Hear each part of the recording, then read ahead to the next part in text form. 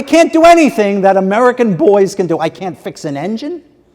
Oh, God, if I could fix an engine, I would be late everywhere, right? Because every time I come down the road and I see a truck or a car broken down, I can fix an engine. I pull over and I fix their damn engine, because that's what you're supposed to do if you're a human being, is you're supposed to take your gift and share it with humanity. And that is why I believe really strongly that hot girls should be sluts. Right. Because you're just leaving boners in your wake everywhere you go, and you're acting like you're not at all connected to it. No accountability on the boner making.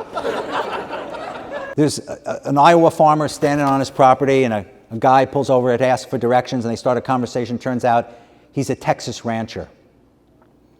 And the Iowa farmer says, "Wow, what's that like?" And the Texas rancher goes, "Well, I can get into my truck at 6 in the morning, drive 5 straight hours, break for lunch for a half an hour, drive another straight 6 hours, and I wouldn't even be halfway across my property." And the Iowa farmer goes, "Yeah, I used to have a truck like that."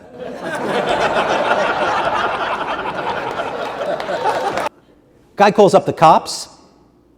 He says, "Yeah, I think my wife is dead."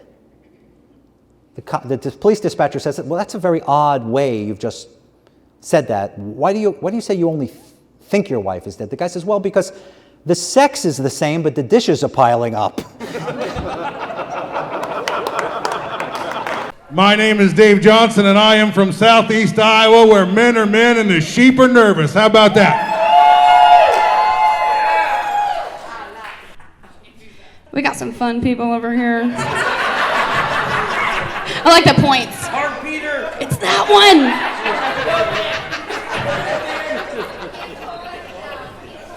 Well, I'm sorry that you're up front and you want the up close shot. So you're the welding helper, you're the welder, and you're the welding inspector. So here's what happens. First of all, they make the Mexican do all the fucking work. He's welding.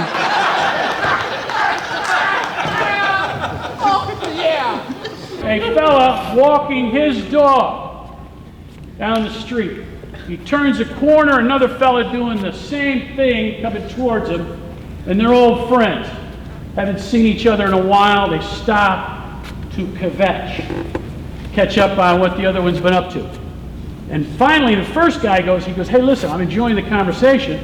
Why don't we go across the street to that tavern? We'll go in there and have a few Shastas." Guy says, "Yeah, go ahead." So they start across the street. The first guy notices a bouncer standing right by the door next to a sign that says, "No dogs allowed." So he turns to this buddy of his and he goes, "Listen," he goes, "you follow my lead on this, we're both going to be okay."